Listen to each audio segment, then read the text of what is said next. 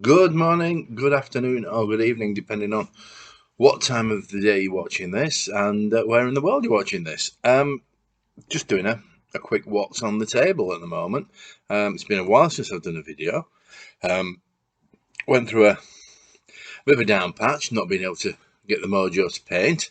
Suddenly found I'd got the mojo back and decided I'd get cracking on with my Franco-Prussian War figures, which were initially the French, because they're so much nicer than the Prussians. Nasty Prussians. Don't like Prussians. And it's not often I like French, but anything after the Crimean War, I think we can allow them. They're all right. So anyway,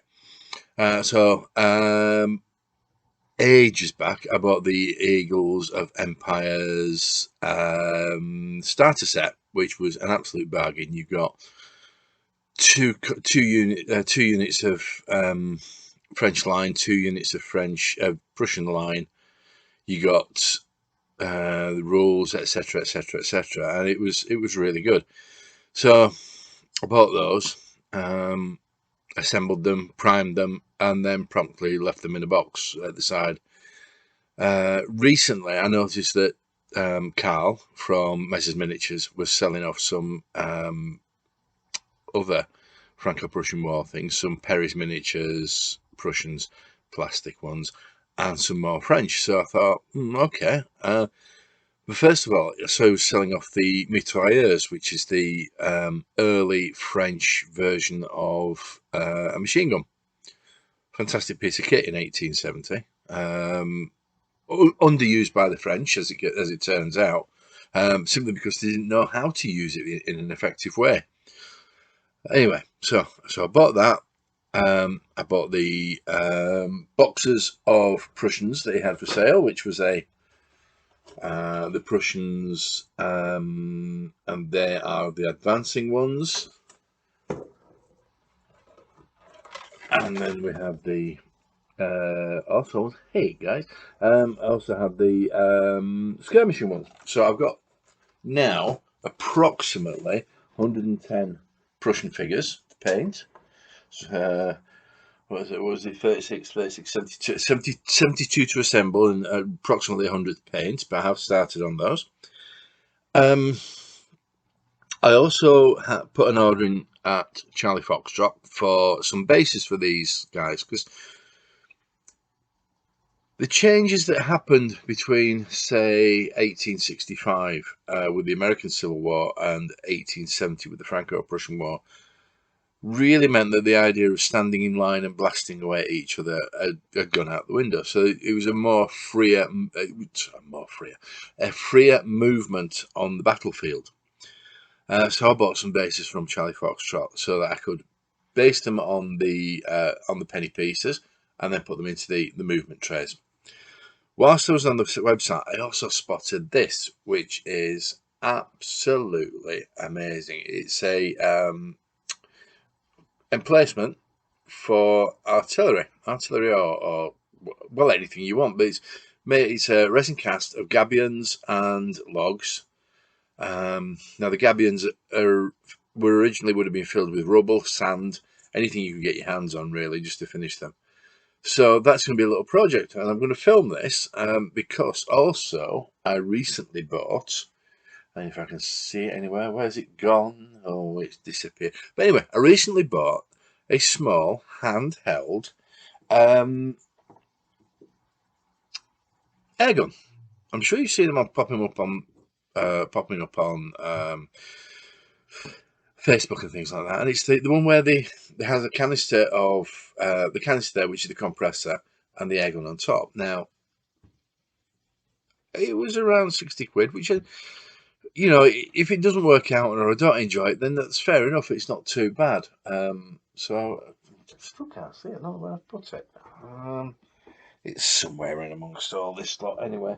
But anyway, so I bought that. So I think that's going to be my first attempt at airbrushing using this, mainly basing, and then have a go at working on this. But I'm looking forward to it.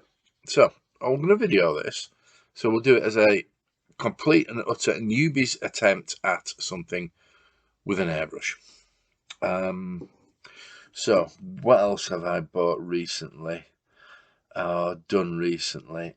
Oh yeah, I also bought some figures from a War Games Club friend, American War of Independence, Continental Line, and various other odds and sods. And I have to say, they are the most dull figures to paint. Love painting the British regiments. Love it. But those Americans are so dull. They're very dull. Anything else at all? No, I think that's about it. So anyway, right. So the future, going forward on the future is to finish off the Franco-Prussian War figures, figure out a rule system that works well with them. I think Matt from Battlemat channel is also doing something similar. We're trying. I think we're chatting between us, trying to figure out what's going to be best. I recently ordered another rule book whose name I can't remember. I think this is a sign of my turning 58, getting old.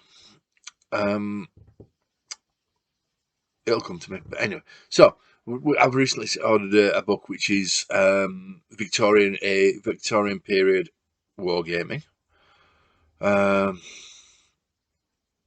So we shall see where that goes. That's due to arrive anytime soon. Might even arrive this morning with any luck. Got that from Wayland Games. We looked at the Men Who Would Be Kings with various alterations. I think sharp practice is a possibility, with again a number of house rules.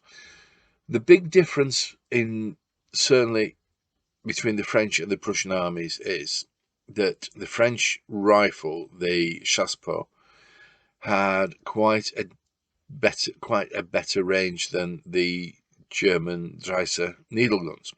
So I think that needs to be addressed. The superior quality of the German command, as opposed to the French command, certainly needs to be addressed at the higher level, if nothing else. I wouldn't dare to criticise any of the field commanders, but certainly at higher command, the French were appalling, whereas the Prussians were extremely brutal, extremely ruthless, but by God, they got the job done. 30 odd weeks of war, including a siege of Paris, and they had the whole of France on its knees. So that needs to be addressed as well. But we'll get there with it, and hopefully, if there is a CrackCon 3, hint, we'll try and run a Franco-Prussian war game, invite others to join in, and see what goes from there. I'm trying to think if there's anything else. Just have a quick slip of coffee. Oh yeah, just a little thing. I work every Sunday. I won't go into details about where I work or what I do, but if you look on my YouTube profile, you'll have an idea. But I work every Sunday, and it's a long day. I do around about 10 hours, which means I get an hour's break. Now, just up to recently, that hour's break was sat watching YouTube videos, watching TikToks, wasting my time. And I thought, hang on a minute. In an hour, I could have a few figures assembled. I could have 2 or 3 figures primed and based and things like that. And I thought, well, sod it. I'm going to do that. So I decided I'm going to set myself up a little painting station using one of the cardboard boxes that I have at work. And I bought myself a little, excuse me, nobody really wants to see my ear hole. I bought myself a little toolbox to take to work with me, with a few figures, paints, glues, whatever. Not too obtrusive, so the bosses, if they do see it, they won't going to get too upset. But after all, it is my hour and it is my time. So I think that's what I'm going to do. I think it's going to be useful. So I think that's everything now. I can't think of anything else. I'm sure there will be at some point. But anyway, from, hang on a minute, let's get this right, St. Timothy, notice my halo, here at the Yorkshire Dragoon. 10 minutes in and I've been waffling, so I'll leave you to it. Thank you very much for everybody who puts up with it and all the rest of it, but looking forward to the air gun, the airbrush videos in the future, and yet more of the Franco-Prussian War. So I'll leave you to it. Thank you very much, and bye bye.